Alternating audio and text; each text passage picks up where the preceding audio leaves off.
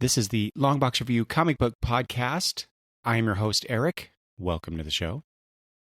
Today I continue my pull list reviews for comics that I read in August 2022, of which I read 30 comics, which is the lowest of the year so far. But given that the number of comics that I've read in September and October already surpassed that number, it's looking like that August will be the lowest number. But we shall see, because I still have November and December to go, and December is a tough one. So much family stuff and the holidays and all that kind of stuff. So we shall see.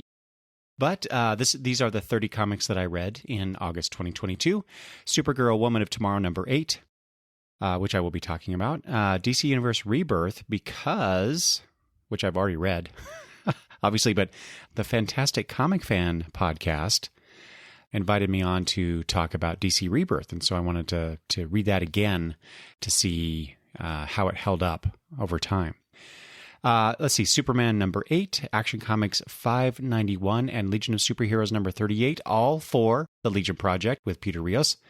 Those are parts 2, 3, and 4 of the infamous Death of Superboy storyline. And you should be hearing that. You should already be hearing that, or it should already appear in your podcast feed for the second part of that episode.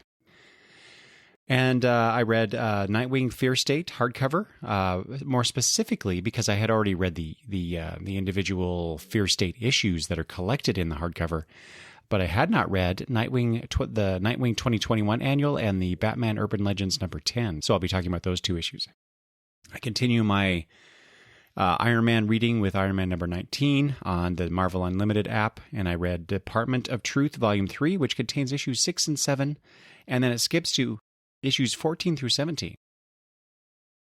I will probably talk at length here in a bit about the Bolero trade paperback, which contains issues 1 through 5, and some extra stuff. Also on the Marvel Unlimited app, I read Moon Knight Black, White, and Blood number 1, which was kind of fun. Especially the Spider-Man team up, which kind of pushed me to the edge of irritation from the forced humor, but still, I quite enjoyed it overall. I read Marvel Saga 1 through 3 because Peter is covering that on the Daily Rios, and it's a comic I have never read, and it's going through Marvel history sequentially, so I wanted to read that along with Peter. I think we're up to issue 7 at this point, at the time of this recording. I read Nightwing issues 94 and 95, Batman and Superman World's Finest 5 and 6, the new Champion of Shazam number 1, which I will be talking about, the Marvels number 12, which I will just say, it ended. Kind of like Batman and Catwoman number 12 last episode that I mentioned. It was just, it was the whole 12-issue series. It was fine. It was a perfectly adequate Marvel superhero comic. And then finally, not so adequate, Justice League Incarnate number 4, and that's all I'll say about it. All right, let's jump into Supergirl, Woman of Tomorrow number 8. While this is ostensibly about issue number 8, it's really about the whole series in a sense. This is by Bilquis Evely, Tom King, Matthew Lopes, and Clayton Coles. So I had read the first 7 issues via the DC Universe Infinite app. And then I ordered the trade, and then the day that it arrived in the mail, I read issue 8 in the trade. And I think that it was that day or a few days after that issue 8 appeared in the app itself. So I just find it funny that I read 7 issues of this thing, and I ordered the trade anyway, and then read the last issue in the trade collection, which is, fine. In case you're not familiar with this is, as Tom King has said in numerous interviews, an homage to True Grit, the movie, but with Supergirl playing the Rooster Cogburn role, which was not his original intention. It was one of the DC editors who worked on that. I think maybe it was Jamie Rich. Anyway, suggested that he reverse that and put Supergirl in the more curmudgeon-y role, which I think worked out pretty well. While my favorite of the 8 issues was issue number 4, and I've talked about that one before on a different pull list review episode. Overall, this was a gorgeously illustrated book by Evelyn Lopes. The colorful landscapes wonderfully offset the tragedies Supergirl and Ruthie encounter as they pursue the outlaw Krem. In this final issue, Supergirl reveals to Ruthie that she took on this journey with Ruthie in order to teach Ruthie or compel her to not want to kill Krem for murdering Ruthie's father. But ultimately what happens in the story, Supergirl herself succumbs to the grief and the anger she experienced along the way during this journey. In the end, I guess potential spoilers, both women learn from each other. While I didn't care for the blatant True Grit ripoff, or like I said earlier, homage, I appreciated the moments and the offbeat characterization of Kara Zor-El, which is a hallmark of Tom King's writing, his interpretations of these DC characters, which is one of the things I like about his work, is that I get to see these characters perhaps behave in ways that we are not used to in the established current continuity. And I'm okay with that. It's kind of nice. But more importantly, Evely has a way of showing a range of emotion with a few lines, kind of similar to what Fiona Staples does in Saga. And I've talked about that a few times over the years when I've talked about Saga. And I, again, like I said, the overall imagination, the imaginativeness of Evely's pencils, and then, the Lopes coloring. Just a wonderful meshing of artists' work in this book. I feel like I'm repeating myself now when it comes to Tom King, because I said this about Batman, Catwoman. I need to go back and read this from start to finish again, because I think I would appreciate it more reading this in one sitting. But I will say this is probably one of the lesser ambitious stories that I've seen King tell with his collaborators. If you compare this to what he was trying to do in Batman, Catwoman, with the different timelines and jumping around and stuff, this is a much more of a straightforward story. But it's much more. While it's simpler in its at its emotional core, it does speak to real universal truths about how we feel about various things, like the love of our family that propels us to avenge their deaths, with that old trope. And then also just a journey of discovery about yourself and sinking to dangerous depths along the way and then recovering from that. So really good emotional core stuff. But in terms of the narrative itself, it's a pretty straightforward story. What I'm getting around to now that I'm thinking about it is I need to do some sort of a comparison, taking a look at each of his works and seeing what I can draw from them in terms of what King and his collaborators are trying to do with these characters. So maybe some future long box review episode will feature that. We'll see. All right. On to Nightwing Fierce State, the hardcover. So I've talked before about my mistake of not jumping back on Nightwing once Redondo and Taylor took over. And I made up for that by buying all of the back issues and ordering not just the collections, but the hardcover collections. Oh boy. While I was still getting the back issues, I had ordered the Fierce State hardcover, which collects that storyline, as I mentioned at the top of the show. And then the two other issues that I had not read or actually bought either, I did not buy the 2021 annual because Jason Todd.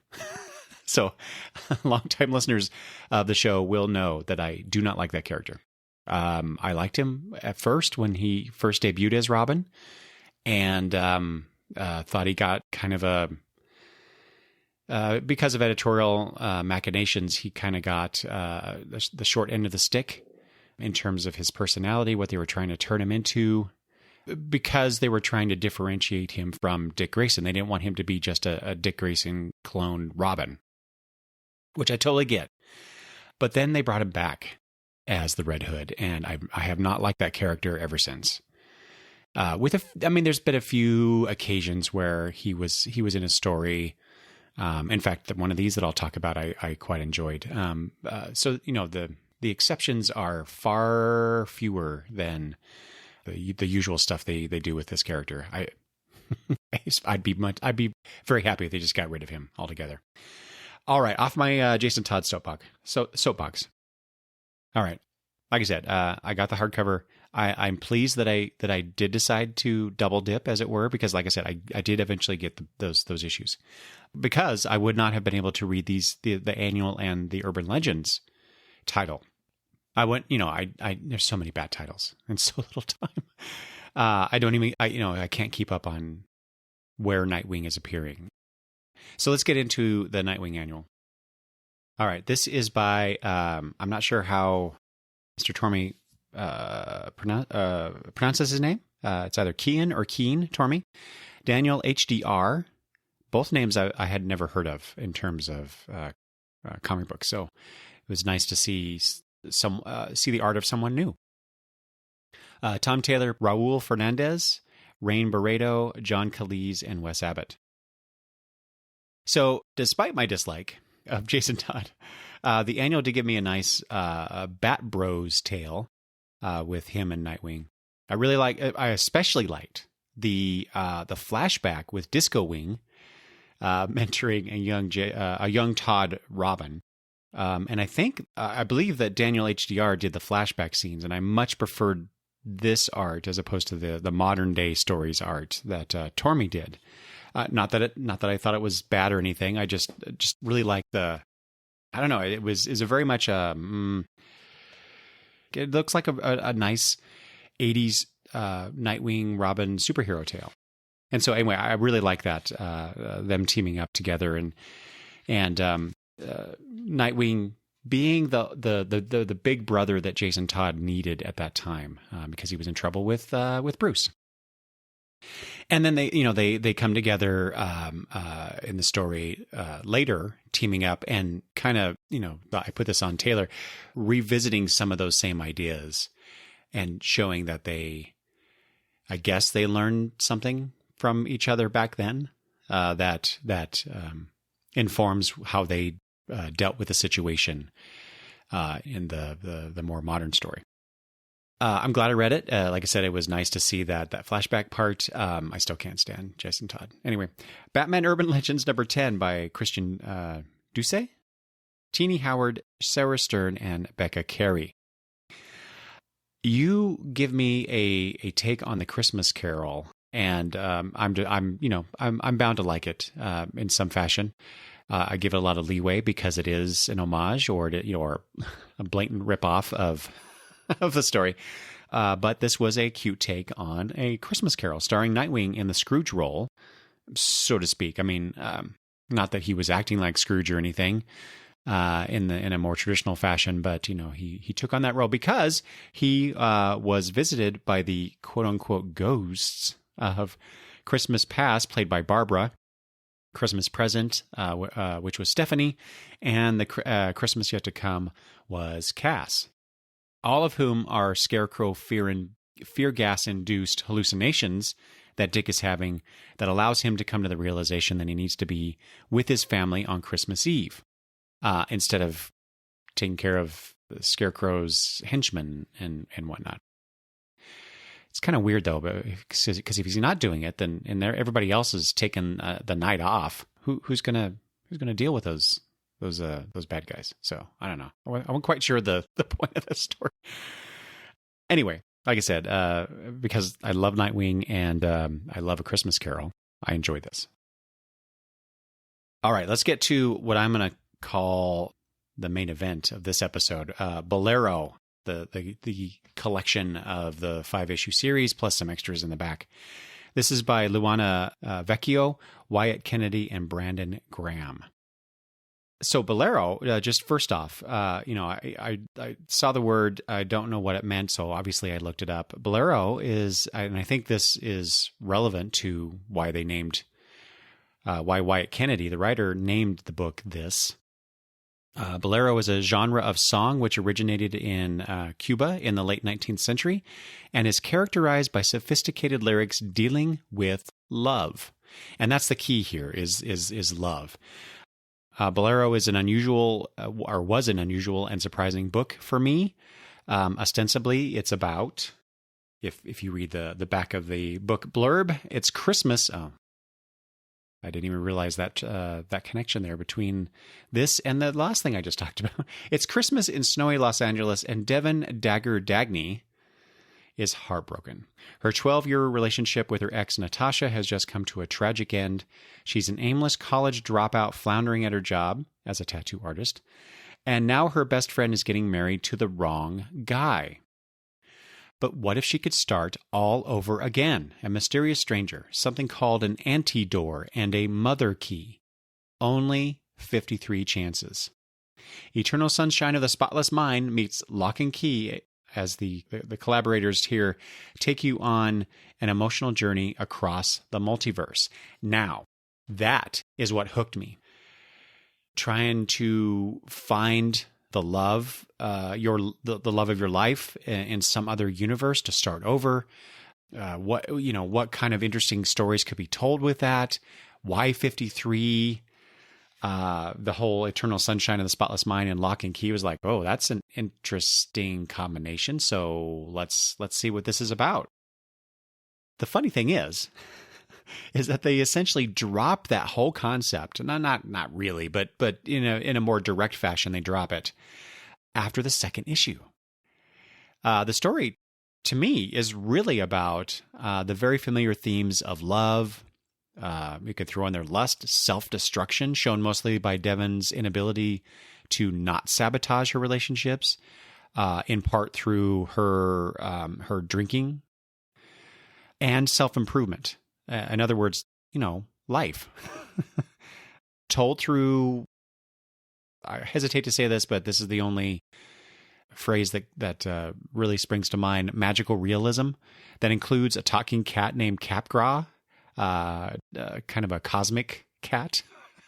There's some other cosmic beings involved in this too. It's strange. Despite the apparent change in focus, however, I loved this book. I've essentially read it twice now because there's so much stuff in here and so much to unpack. And there's some other things. I'll get to that in a second.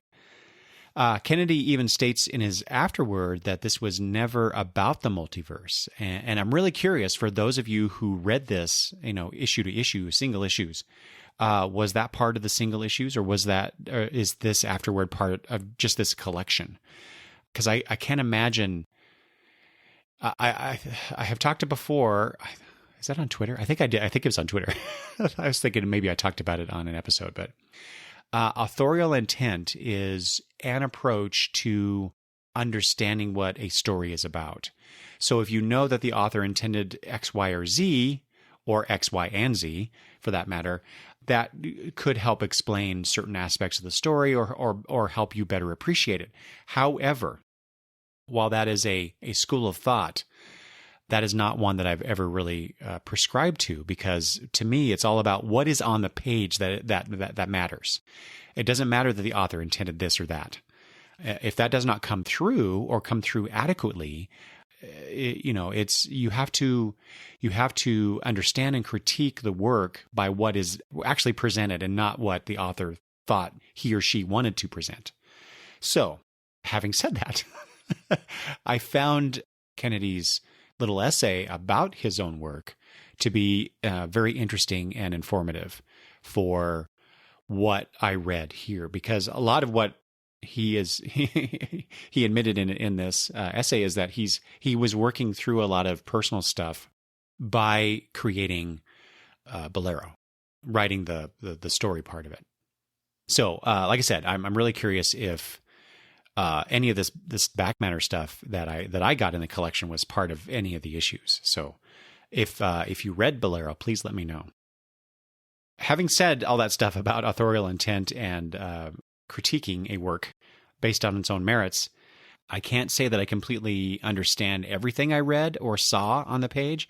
Sometimes there were just images that I didn't really know how to interpret as part of the narrative, or probably more egregiously, I could not sometimes tell some of the characters apart because they look so similar.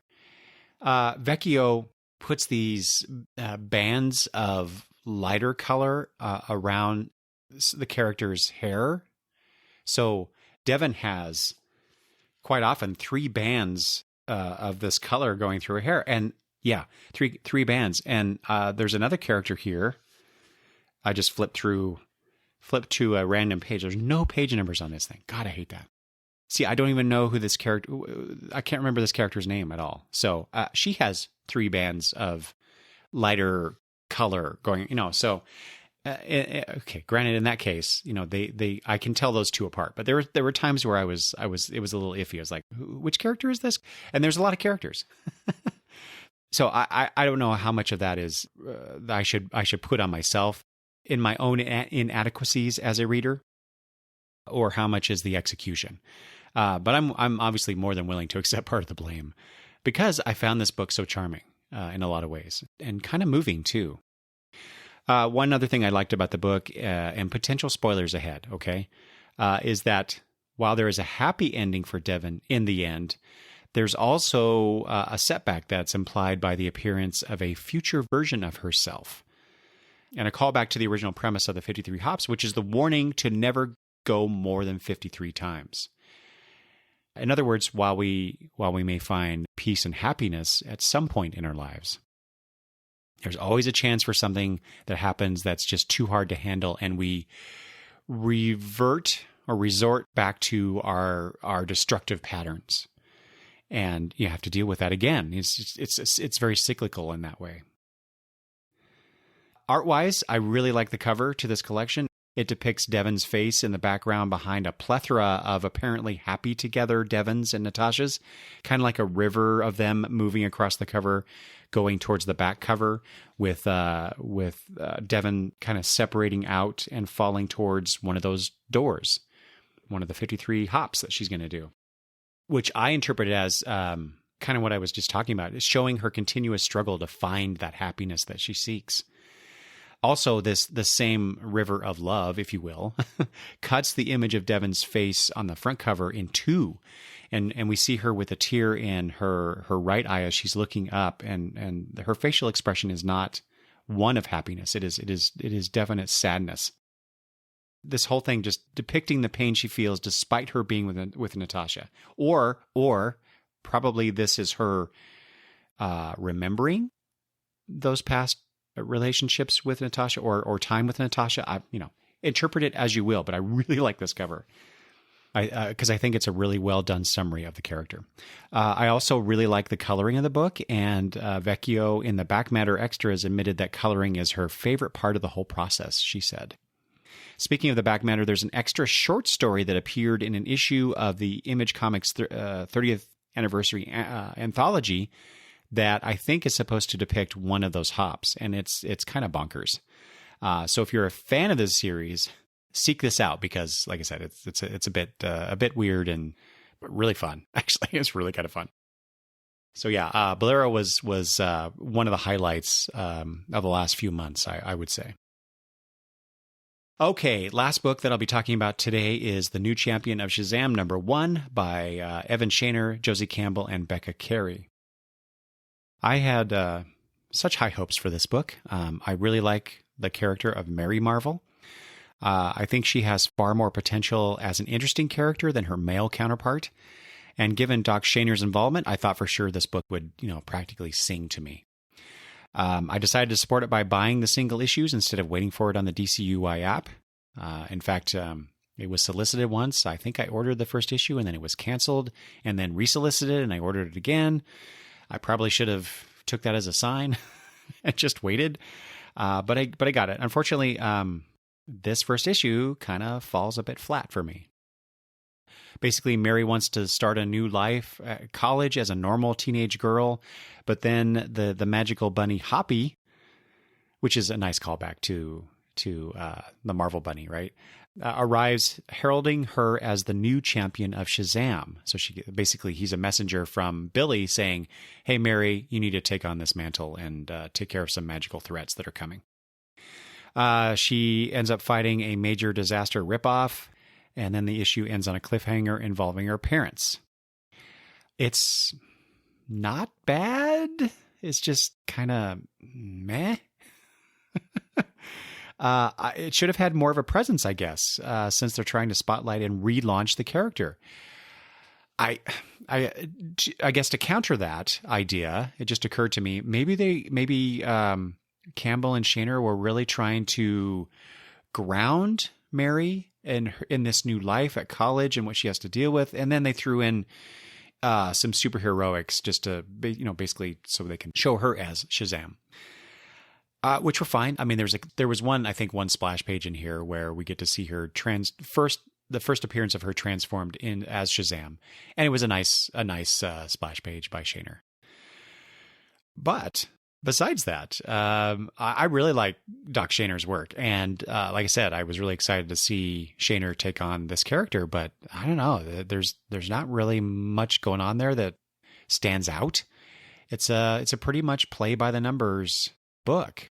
Everything is drawn nicely and competently. There's just nothing interesting about it. And the colors, Shaner's doing the colors on this.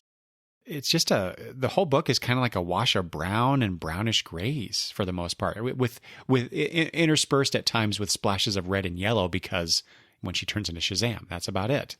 So that was, I don't know, that was an odd choice. And maybe it was a coloring issue with a printer. I don't know, but I didn't care for it.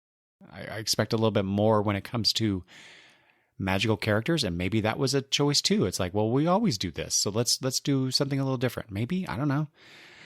This is where I should be more like some other podcasters I know and do a little bit of research on the production of these books and read more interviews with with the creators to see if there's any explanation for some of these things that I like or things that I don't like. But I didn't do that. Okay.